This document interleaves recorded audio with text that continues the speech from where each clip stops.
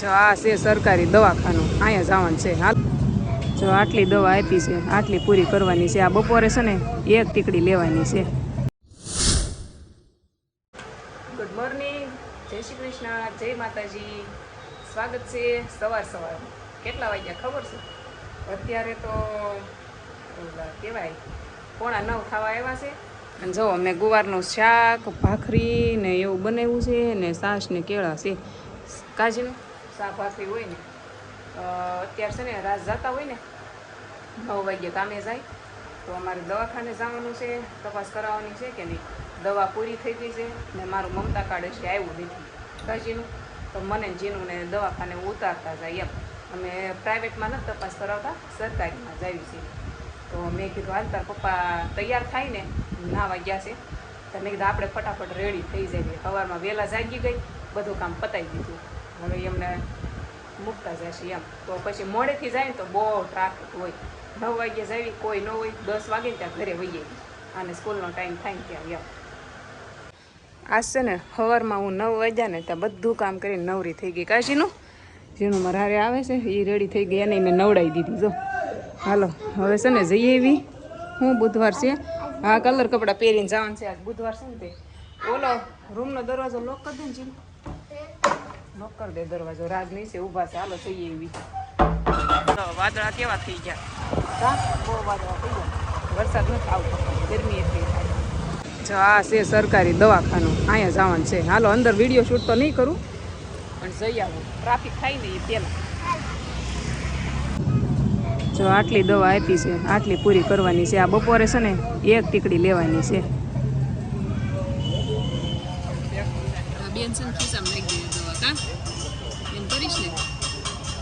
આ બાકી રહી ગયું તો મમતા કાર્ડ જો આજ નીકળી ગયું છે.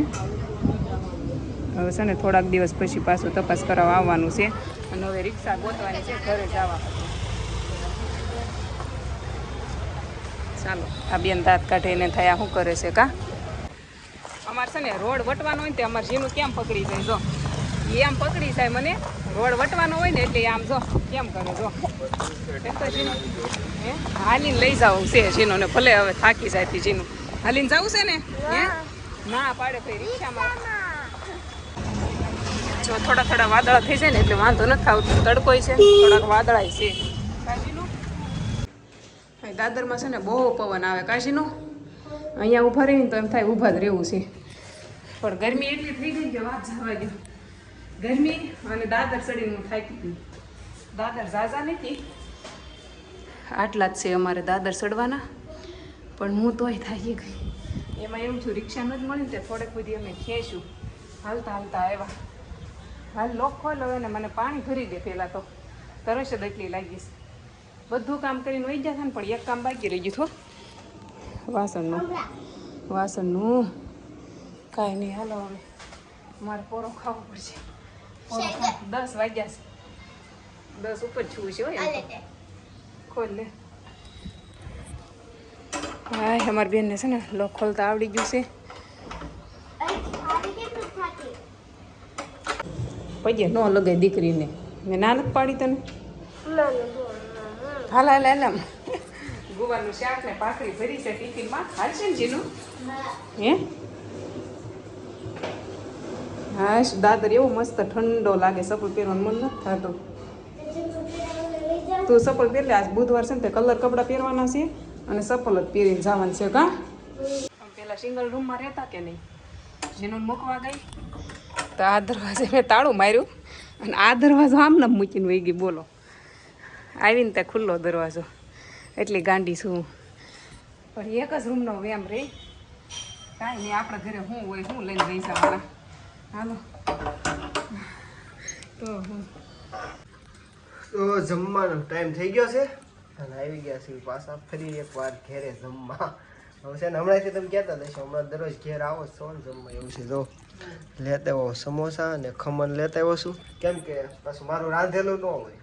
એ લોકોએ સવારમાં એની રીતે એનું જ કર્યું, હું કંઈ આવવાનું ન હોઉં, ભાખરી વધારે જ છે એમ તો. અત્યારે પાછું આવ્યો જમવા એટલે હોય થોડું ઘણું વધારે, પણ તોય નાસ્તો જ લાવવો પડે થોડો ઘણો. કા ઓજીનોને લેવા ગઈ હતી, લઈને આવી ને ખમણ વજ્યા હતા ને તો એ અમારી બેન કહે છે પહેલાં કે ખાવા નથી ને હવે પાછી ખાવા બે ગઈ છે. કાશીનો ખારા લાગે છે હું કહું છું ખાઈ જાય એમ ભૂખ લાગી હોય ને આજ બબલું નહોતું લઈ દીધું મેં કીધું રોજ રોજ ન હોય ઘરે નકર ખાઈ નહીં પાછી સાસ માર બનાવવાની છે દહીંની આખી બવણી ભરીશ પણ સાસ બનાવવાની બાકી છે વાસણની ખાટલી ક્યાં ગઈ જીનું હવે જીનું છે ને અંદર મૂકી વાસણની ખાટલી સાંજે આપણે શું ખાવાનું બનાવવાનું મને રોટલો ખાવાનું મન છું બાજરો પૂરો થઈ ગયો છે અને છે ને બાજરો દળાવવાનો છે હવે કાલ વારો જાહે અત્યારમાં તો જીનું લેવા ગઈ ને ત્યારે ભૂલાઈ ગયું તો રોટલી શાક બનાવી નાખ્યું કા જીનું કેળું ખાવું તાર બેટા હે જીનુંના ફૂગા ઉડી ગયા કા હાલે સાલ છે ને ડોલમાં નાખજો કીડીઓ આવે છે